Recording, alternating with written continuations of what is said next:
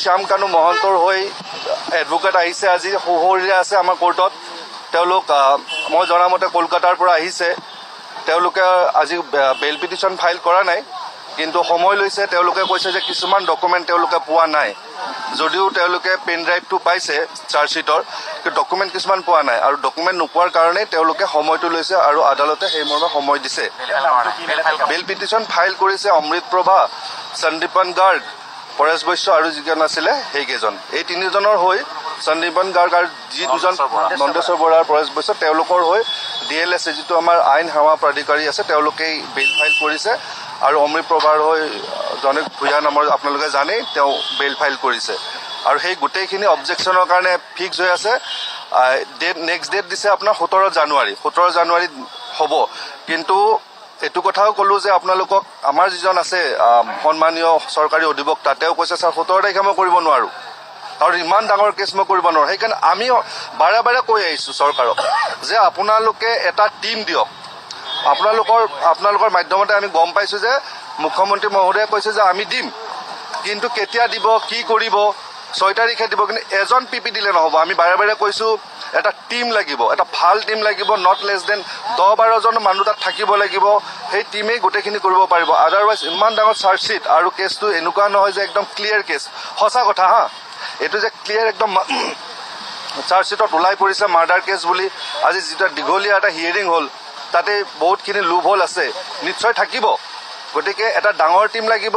দৰকাৰ হ'লে যদি ফাৰ্ডাৰ ইনভেষ্টিগেশ্যন কৰিব লাগে, কোৰ্টৰ হাতত কিন্তু পাৱাৰ আছে। এতিয়াও কৈছোঁ, কোৰ্টৰ হাতত যথেষ্ট পাৱাৰ থাকে, যিকোনো মুহূৰ্তত ফাৰ্ডাৰ ইনভেষ্টিগেশ্যন কৰিব পাৰে, সেইটো কোৰ্টে দিব পাৰে। গতিকে এটা ভাল টীম থাকিলে, মই আমাৰ যোন চৰকাৰী মহামান্য অধিবক্তা আছে তেখেতক মই হেৰি কৰি কোৱা নাই, তেওঁ বেয়া বুলি মই কোৱা নাই, আকৌ বেলেগকৈ নাভাবিব, তেওঁ বহুত ভাল কৰি আছে।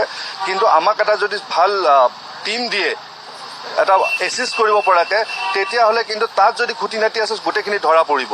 আৰু যিখন ফাষ্ট ট্ৰেকৰ কথা কৈছোঁ, সেই ফাষ্ট ট্ৰেক কোৰ্টখন ডে টু ডে হিয়াৰিঙৰ কাৰণে কৰক। চৰকাৰক অনুৰোধ জনাইছোঁ, আমি গুৱাহাটী উকিল সন্থাৰ পৰা বাৰে বাৰে অনুৰোধ জনাই আছোঁ। আৰু আপোনালোকে এটা সময়ত গম পাব যে আমাৰ দাবীটো কিন্তু ঠিক আছিল। আমাৰ দাবী প্ৰথমতে আছিল CBIক দিয়ক, CBIক নিদিলে, বুজিছে, কিন্তু CBIক দিলে ইয়াতে নিশ্চয় ভাল হ'লহেঁতেন, আমাৰ এইটো বিশ্বাস। গতিকে আমি এতিয়া দাবী জনাই আছোঁ, ডে টু ডে হিয়াৰিঙৰ কাৰণে কোৰ্ট দিয়ক, ভাল এটা টীম দিয়ক, তেতিয়াহে জুবিন দাই কিন্তু ন্যায় পাব, তেতিয়া অসমবাসীয়ে ন্যায় পাব। নহ'লে কিন্তু আমি কেতিয়াও ন্যায় নাপাম। এইটো ধুৰুপ, আপোনালোকে জানি লওক। আৰু সব অসমবাসীক মই কৈছোঁ, আপোনালোকৰ চৰকাৰৰ ওচৰত আপোনালোকৰ মাধ্যমেৰে যি মাধ্যম আছে দাবী জনাওক যে আমাক day to day hearing court দিয়ক। ফাষ্ট ট্ৰেক বুলি ক'লেই নহ'ব, কিন্তু ফাষ্ট ট্ৰেক কোৰ্ট হ'ব, কিন্তু day to day hearing special dedicated এটা লাগিব। কাৰণ আজি যেতিয়া অমৃত প্ৰভা ডাঙৰীয়ানীৰ যেতিয়া বেইল পিটিশ্যন বা গোটেই চাৰ্জ ফ্ৰেমৰ কাৰণে হিয়াৰিং হৈ আছিল, কোৰ্টে মাজত ইণ্টাৰভিউ কৰিবলগা হৈছে যে অলপ শ্বৰ্ট কৰক, কাৰণ এখন কোৰ্টত আৰু বেলেগ কাম আছে। এই ডিষ্ট্ৰিক্ট জাজ যিজন আছে সেইখন কোৰ্টত বহুত কেছ থাকে, ডেইলি 70-80টা কেছ থাকে। গতিকে এটা কেছত এইটোকে যদি ভালকৈ শুনিব লাগে, যদি ভালকৈ কৰিব লাগে, এখন ডেডিকেটেড কোৰ্ট থাকিলেহে পাৰিব। কিন্তু এইবিলাক প্ৰেক্টিকেল কথাৰ কাৰণে আমি চৰকাৰক বাৰে বাৰে অনুৰোধ জনাই আছোঁ, আহ্বান জনাই আছোঁ, দাবী জনাই আছোঁ যে আপোনালোকে এখন ডেডিকেটেড কোৰ্ট আমাক দিয়ক, য'ত জুবিন দাৰ কেছটো ডে টু ডে হিয়াৰিং হ'ব। আমাক 8-10জনীয়া এটা PPৰ দল দিয়ক। কেৱল মাত্ৰ 1-2জন দি পেলাই বহি নাথাকিব, 1-2জন দি একো কৰিব নোৱাৰে।